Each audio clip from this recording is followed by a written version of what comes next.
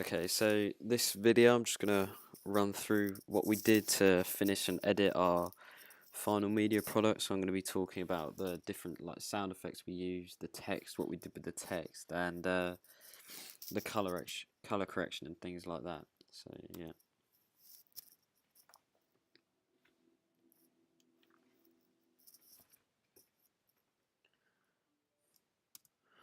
Okay, so this first noise here, you heard the sound you get when you get a text, and what we did, we didn't actually use a mic when we filmed because we didn't have one available. So what we did is we did this recording and found out that the noise of the text wasn't actually loud enough and clear enough. So what we did is we went online and we downloaded one that was exactly identical at the same time that went off, and we made it a bit more realistic by keeping the sound in the background as well, so it still felt like it was there. And it's the same with that one as well. So the reason we use that is because it was a lot clearer that he sent a text, and it gives it a good effect to use. It's the same with this as well. So this CCB Films Presents. So we got the text from Final Cut, and we also got the sound effect from Final Cut, the typewriting, as we felt it would just be a bit boring if we didn't have any sound to it, and the text noise of it's timed perfectly with the way the CCB Films Presents goes. So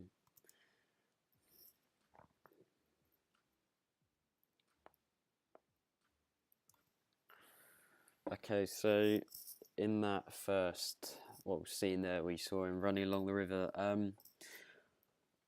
What we wanted to do is, we purposely positioned him in different positions. When you heard the beat, we felt like it intensified the scene a bit and progressed things, because we didn't want to show him running for too long, as we thought it might get a bit boring for the people who are viewing it.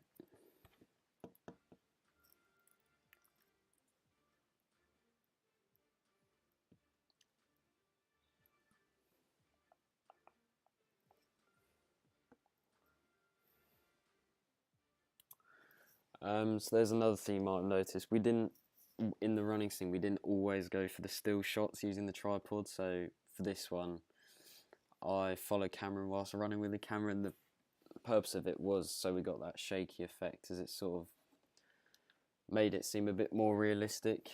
Rather than still shots, we wanted to just add another dynamic into it, which we thought worked well.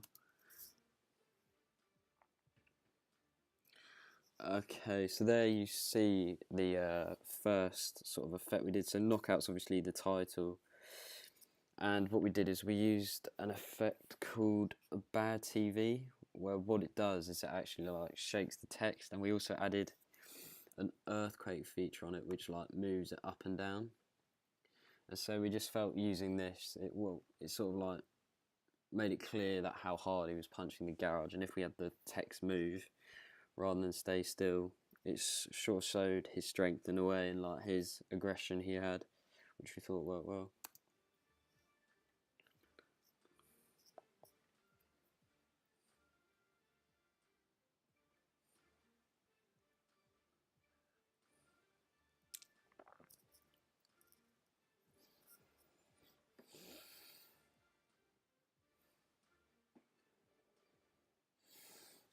So here's another thing we did. What we wanted to do with the text, as you see the text here, where my mouse is, we used grunge, and the reason we didn't want to use a sort of obvious font where it's just plain text was because it wasn't really the effect we were going for. So we decided to use sort of a grainy text, which sort of we felt matched the atmosphere in the room as well.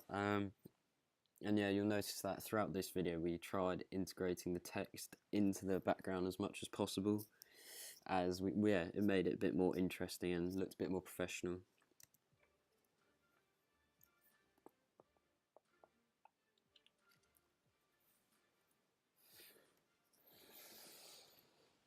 Okay, yeah, so in this shot what we did is we wanted to use a POV perspective for the audience, as it gave the impression as him in his shoes, how he was feeling, and you can tell by the way the hands are wrapped and the way he's moving his hands around that it's like adds a bit more to the scene rather than just filming him move his hands around. We thought it would work well in showing what he's doing and what he's doing to prepare to start training.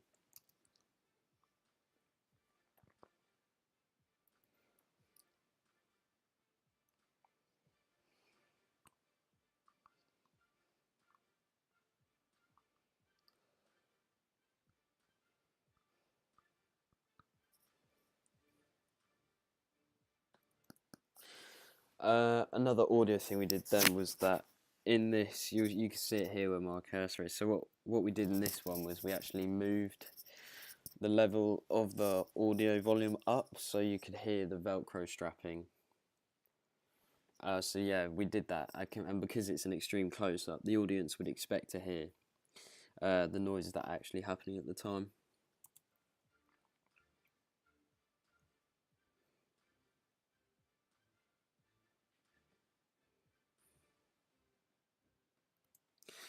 Okay, so there we actually see the first punching scene of the opening sequence, and likewise with the title we used that bad TV in the earthquake effect, which shook the whole frame a bit and added to that sort of like glowing effect, and we just felt just him punching the bag just might become a bit, because he does it quite frequently, it might become a sort of a bit tedious for the audience, and so adding that effect sort of changed the dynamic a bit of it and made it more interesting and sort of intensified the scene.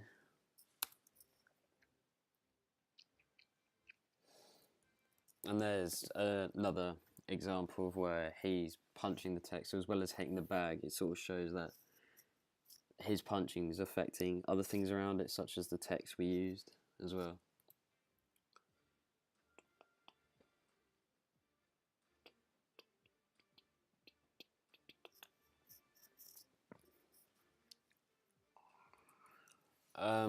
So what we did in here is that we didn't want just a plain shot of the calendar. So what we did is where my mouse is, we added the shot of Ben crossing out the calendar, and we put it over the clip of him doing pad work. And so what we did was we put the opacity of that down, as you can see here, 16.68, and it made it, well, yeah, so it gives out that transparent effect where you can see two things happening at once, which we felt was useful in the time managing for this scene.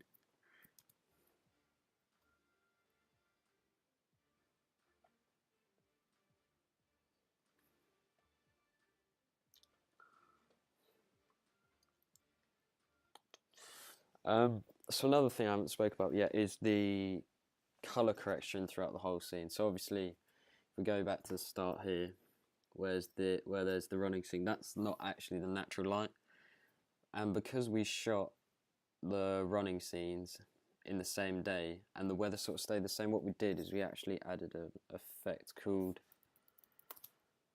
this one here, called cool tones. And obviously if I do that now, it's going to add another cool tone, so it makes it darker. So what we did was we added that throughout the clips, and where the saturation didn't exactly match up, so some scenes may be darker than others, we moved that around and made it so all the scenes sort of match the same colour correction, and it sort of gave it that dark, eerie effect that should make the audience feel quite sort of uncomfortable, which we felt was useful. And it's the same throughout the whole training scene, because this was all shot on the same day as well. And what we had is in that corner there, we had LED lights which we used, and we sort of positioned them around depending on where camera was standing and where we wanted to film.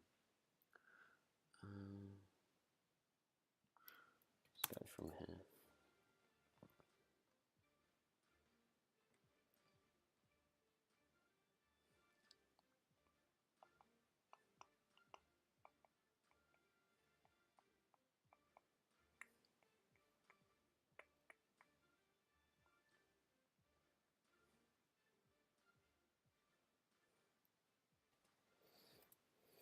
Okay, so you would have seen there is we used a transition and we did a swipe, and so it sort of just made the scene, because what we wanted to do is we wanted to fit a month into, I think it was 2 minutes 37, 2 minute 30 worth of clips. And so we felt that the calendar was really useful, as we were able to sort of split the time into different events and move quickly on the month. So I think we went from something like the 7th, and then we went halfway through, and then the end, and that's what that one day to go was, just here. So we used that to show the audience that all this training throughout this month leads to the day after this one's shown. And again, there you would have seen the earthquake and bad TV effects, as like similar clips on the punch bag, because he hit it hard on that one. So we just felt it really represented like the power and aggression when he just hit the speedball then.